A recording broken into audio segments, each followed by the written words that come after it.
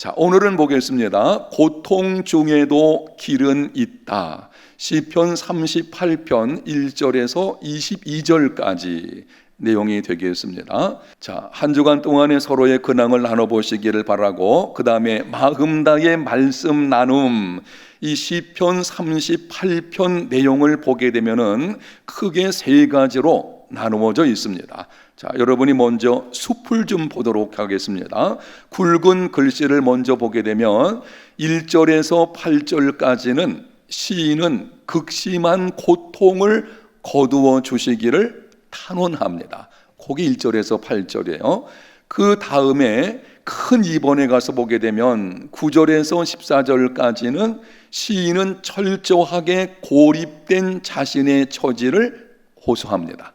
그 내용이 기록되어져 있고, 큰 세 번째를 보게 되면은 15절에서 22절까지는 시인은 주께서 자신을 죄와 고통, 악인의 손에서 건져 주시기를 간구하는 내용으로 되어져 있습니다. 그리고 이제 처음으로 돌아가겠습니다. 시인은 극심한 고통을 거두어 주기를 탄원하는데요, 이 내용의 첫 번째, 시인이 극심한 고통을 당하고 있는 이유는 무엇입니까? 자, 1절 함께 읽어볼까요? 여호와여, 주의 노하심으로 나를 책망하지 마시고 주의 분노하심으로 나를 징계하지 마소서.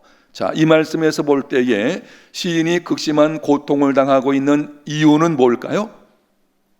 반복되는 말씀이 뭔가요?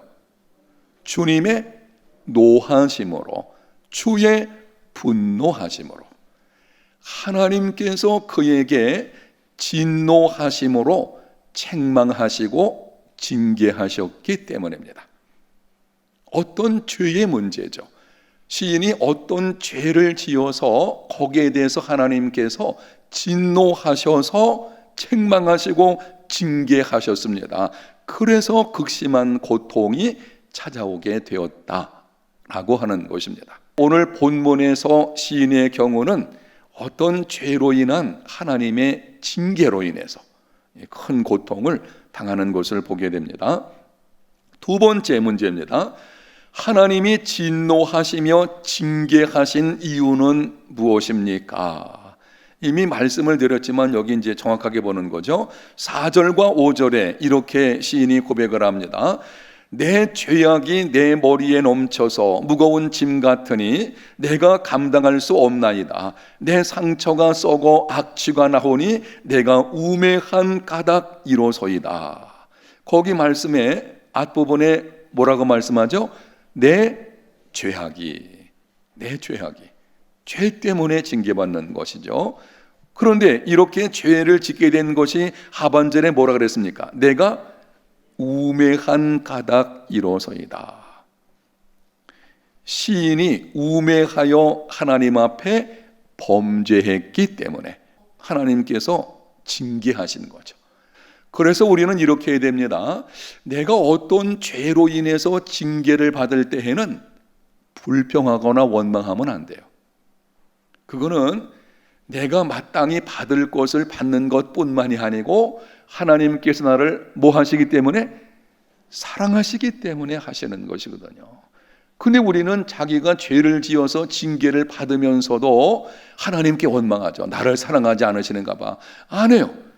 내가 잘못한 것에 대해서는 오히려 징계하시는 그것이 나를 사랑하시는 거예요. 사랑하시기 때문에 징계하시는 것이거든요. 그래서 불평하거나 원망하면 안 됩니다. 나눔 질문인데요, 이 나눔 질문 함께 읽어보겠습니다. 선을 행하다 겪는 고통도 있지만 하나님의 징계로 인한 고통도 있고 이유를 알 수 없는 고통도 있습니다.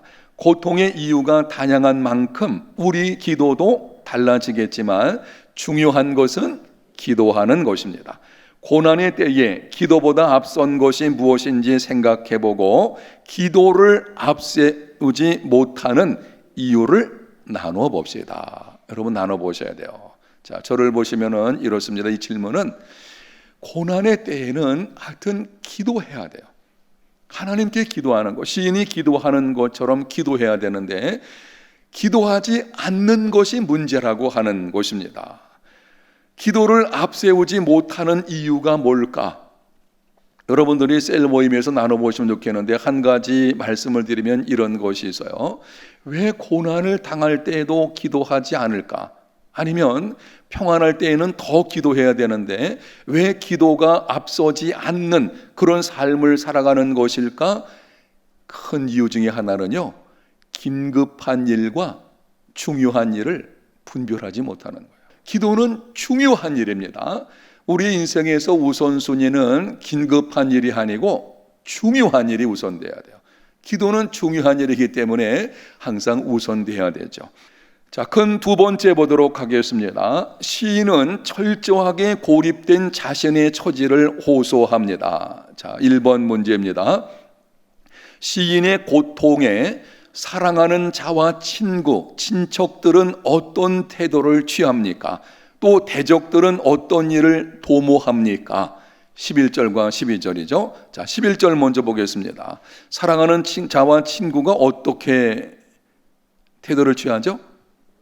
멀리하고 멀리 섰나이다. 거기 줄 쳐놓으세요. 여러분들이 그러면 좋겠죠.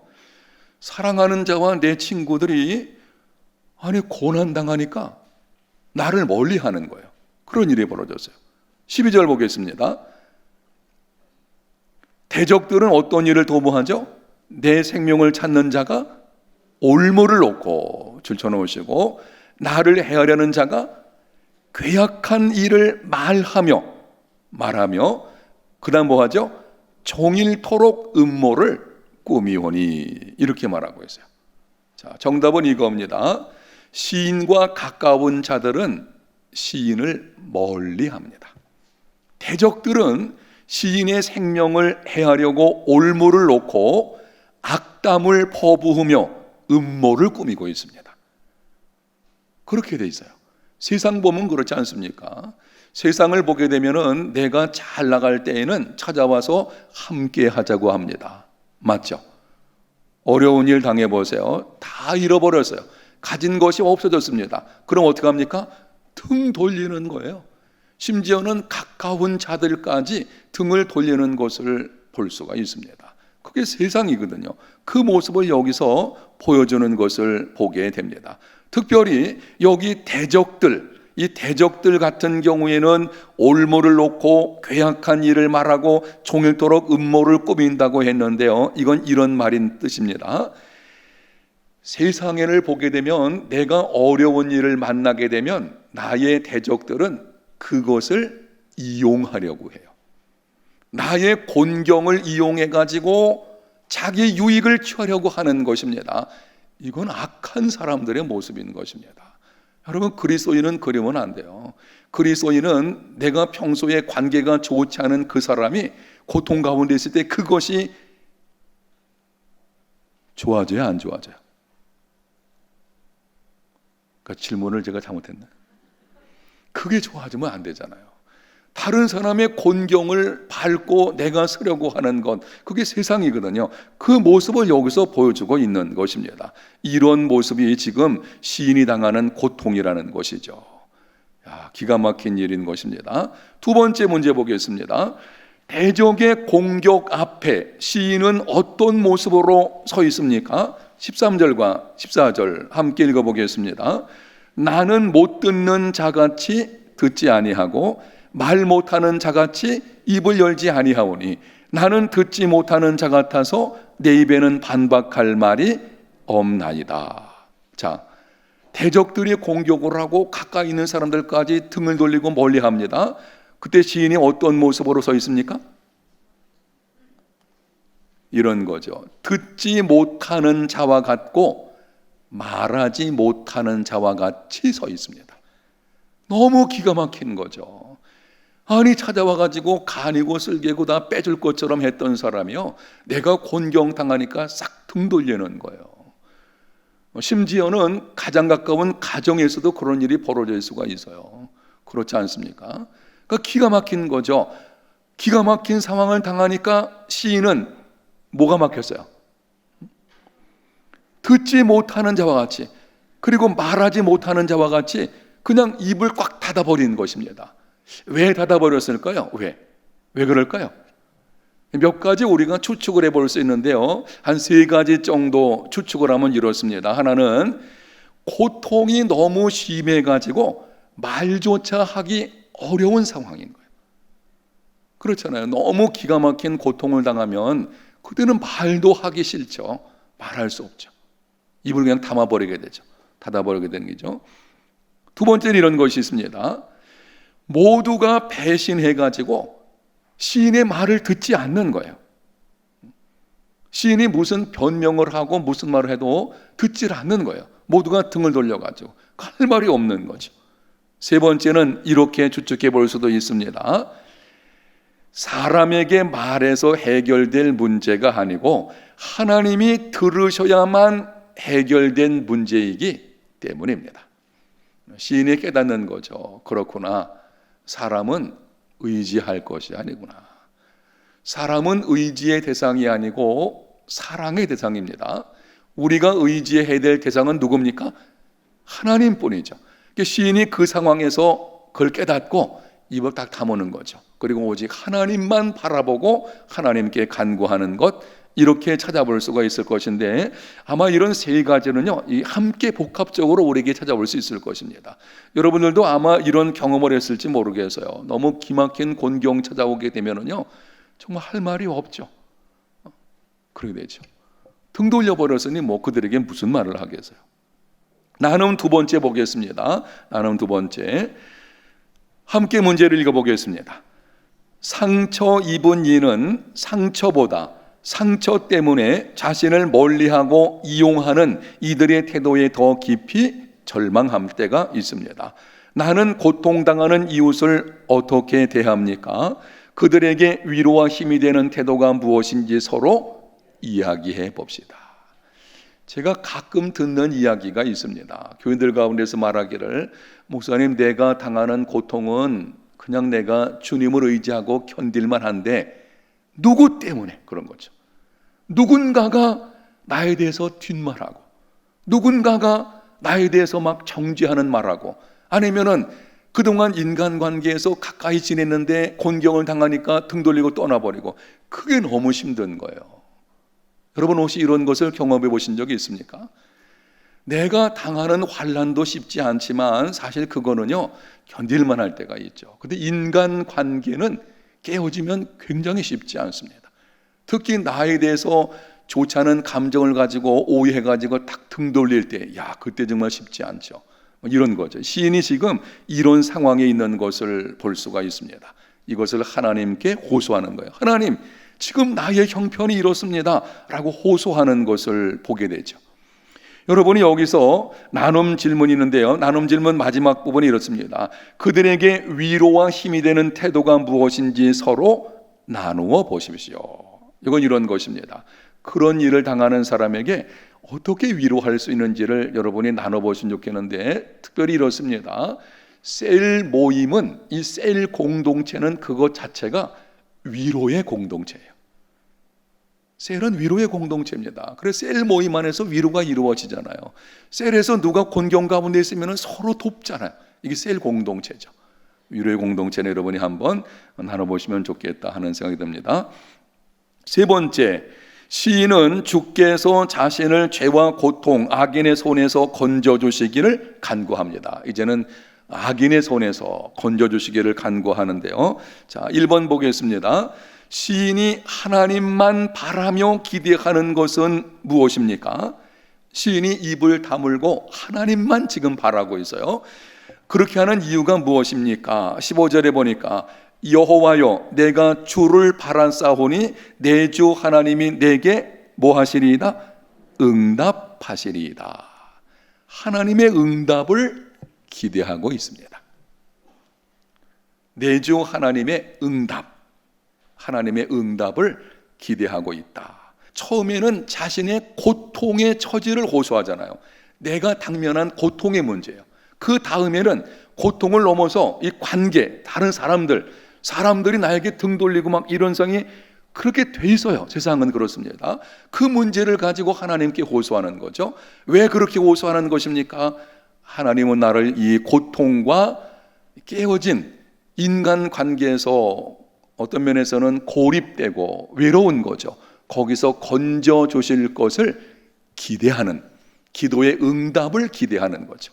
응답을 기대하는 것, 이것이 바로 믿음입니다. 자, 두 번째 보겠습니다.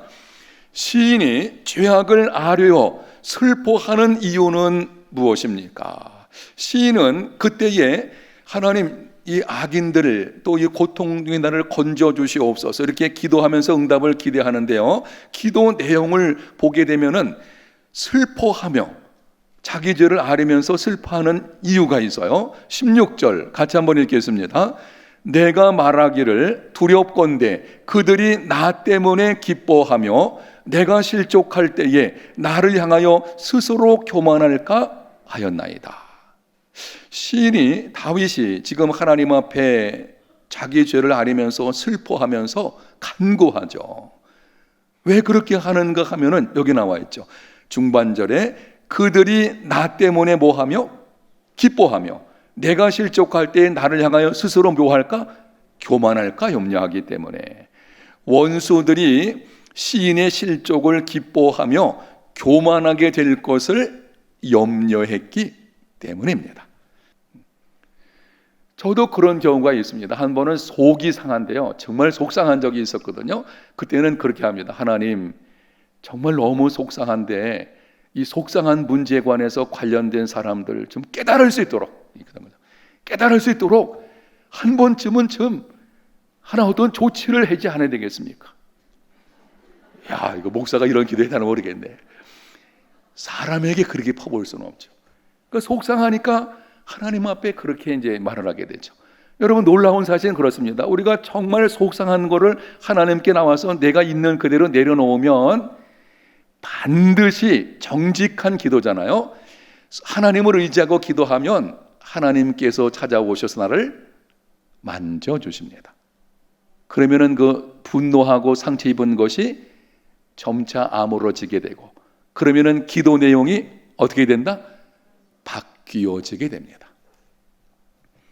그렇게 기도하다 보게 되면 이런 기도가 나오게 돼서요, 하나님 어떻게 합니까? 그래도 그들에게 은혜를 베푸셔서 평안하게 해주시고, 이 바뀌는 거예요. 바뀌는 것입니다. 여러분, 제가 이 얘기를 다시 하는 이유가 이렇습니다. 많은 그리스도인들이 상한 상처, 이 감정을 그냥 가지고 있으면서 안 그런 척하는 거예요. 해결이 안 되는 것입니다. 여러분이 상처 입은 심령이라면 그 상처 입은 거 하나님 앞에 정직하게 내려놓으세요. 꾸미지 마세요. 상처를 계속 그냥 가슴 속에 안고 내놓지 않거든요. 왜냐하면 내놓는 것이 무슨 불신앙이나 되는 것처럼 그 해결이 안 되는 거예요. 상처가 커져가지고 나중에는요, 정신적인 문제까지 올 수 있어요. 화병 생기거든요. 그리스도인들이 화병 생긴다? 있을 수가 없잖아요. 화병이 왜 생기는 거예요? 자꾸 쌓아놓고 하나님 앞에 내려놓지 않는 것이거든요. 사람들 앞에 내려놓기는 어렵겠죠. 그러나 하나님 앞에 내려놓고 정직하게 기도하게 되면, 그렇게 기도하면 놀라운 일은, 하나님 이렇게 화가 나는데 해주세요. 그래서 기도하면 하나님이 어루만져 주셔가지고 그 사람에게 상대하시기 전에 누구를 먼저 다루시죠? 나를 다루셔요. 이게 신앙입니다. 나를 다루십니다. 나를 어루만져 주시고 나를 하나님이 붙드심으로 내가 회복이 되는 중에 기도가 달라지니까 이제는 삶도 달라지는 것이죠. 이제는 뭐 달라지는 거예요.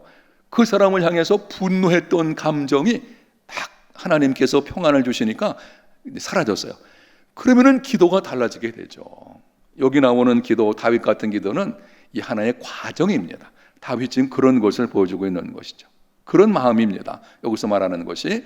자, 세 번째 보겠습니다. 너무 시간 가서 안 될 것 같아요. 세 번째, 대적이 시인을 대적하는 이유는 무엇입니까? 이 대적들이 시인을 대적하는 이유들 중에 하나가 20절에 기록이 되어 있는데요, 20절 같이 한번 읽겠습니다. 또 악으로 선을 대신하는 자들이 내가 선을 따른다는 것 때문에 나를 대적하나이다. 악으로 선을 대신하는 사람들, 전제가 붙어 있어요. 악으로 선을 대신하는 사람들, 악한 사람들이죠. 이런 사람들이 시인을 대적하는 이유가 뭐죠? 시인이 무엇을 따른다는 것 때문에? 선을 따른다는 것 때문에 그렇습니다. 세상을 보면은요, 악한 사람은요, 내가 선한 일을 하는 게 싫어요. 왜 그렇습니까? 나와 다르거든요. 그게 문제인 거죠. 세상이 예수 믿는 사람들을 싫어하는 가장 큰 이유는요, 다르기 때문이에요. 다른 거예요. 그리고 또 하나 이런 거 볼 수 있습니다. 지금 시인의 경우에는 죄악 중에 누구를 바라보고 기도하고 있죠? 하나님을 의지하는 거예요. 악한 사람은요, 그걸 보고서 이렇게 말합니다. 뭐 그런다고 해결되나? 이런 거죠. 제가 하나님께 기도하니까 잘 되겠네? 이런 식으로 악한 사람들이 비아냥거리면서 공격하는 경우도 있어요.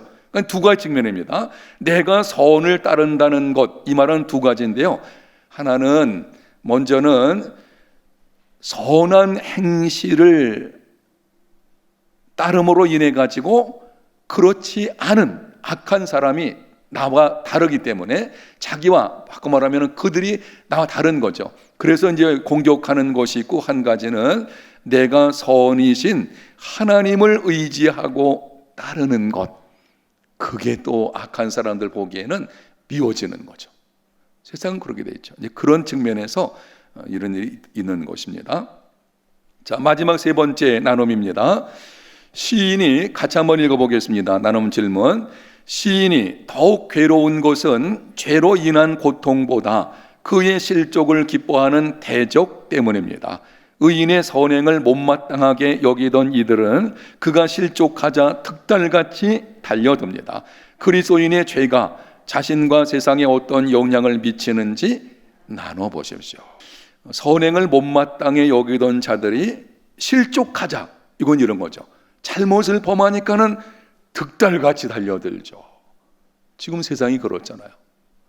사실 코로나19 관련해 가지고 교회는 정말 최선을 다하고 있어요. 거의 모든 교회들이요, 최선 다해서 방역 지키고 있어요. 왜 그렇습니까? 혹시 그로 인해서 하나님의 영광이 땅에 떨어질까 봐. 근데 일부 교회에서 일어난 문제를 완전히 도매금으로 전 교회를 향해서 막 욕하잖아요. 이런 일이 벌어지는 거죠. 이게 이런 측면이 있는 것입니다.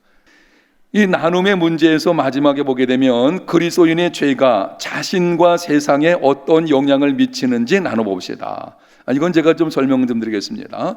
우리가 죄를 짓게 되면 먼저는 자신에게 나타나는 영향이 있고요, 그리고 세상에 영향을 나타나는 것이 있는데, 자신에게는 이런 것입니다. 이건 지난 주일 설교와 관련이 되어 있어요. 마침 이것이 구원의 기쁨이 사라지고 양심의 가책으로 인해서 평안이 사라지죠.